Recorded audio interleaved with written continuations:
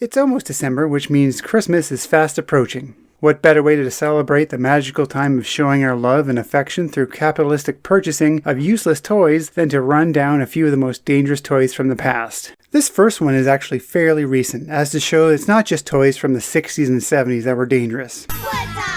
Aquadots had kids place beads in a design to make cool pictures that would fuse together after being sprayed with water.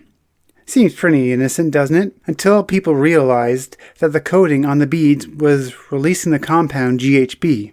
For those that don't know, that is actually also known as the rape drug.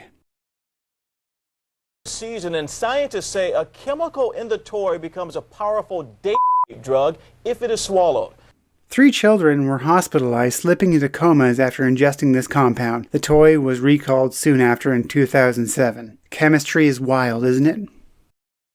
Clackers were a toy that released sometime in the late 60s and early 70s. These were 2 acrylic balls, around 2 inches in diameter, attached by a string. The goal was to clack the balls together with enough force that they would swing up in the air, again, above the person's hand. Now, if the kids weren't being concussed by these heavy balls, swinging wildly, the balls also had the possibility to shatter, sending acrylic shrapnel flying, possibly striking and injuring people. Now, I actually got to see these things in action. My dad demonstrated them at my grandparents' house, and 30 seconds in, he already had a gigantic bruise on his hand from one of the balls going rogue. He then told my brother and I that we should not be playing with this because it was too dangerous. Duh!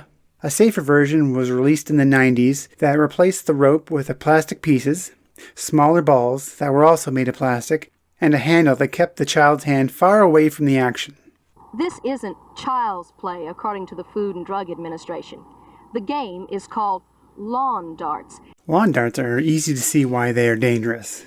A weighted, sharp, pointy dart that you would throw up into the air with the intention of them landing in a small yellow hoop that's placed on the ground. Even if you are playing 100% by the rules, kids have no sense of self-preservation and would very easily stand too close to their intended target.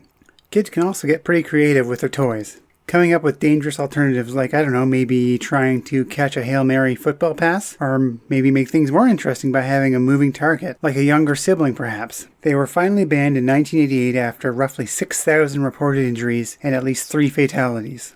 Like Clackers, a safer version was released years later, with a dart being replaced by a round bottom that was weighted so they stayed upright, taking out of the Thunderdome-like dangers that made the toy so exciting. Boring. These are just 3 death trap toys from the past, but there are so many more. What are some that you remember from your childhood? I may do another video highlighting more dangerous toys. Be sure to like and subscribe, and I'll see you on the next one.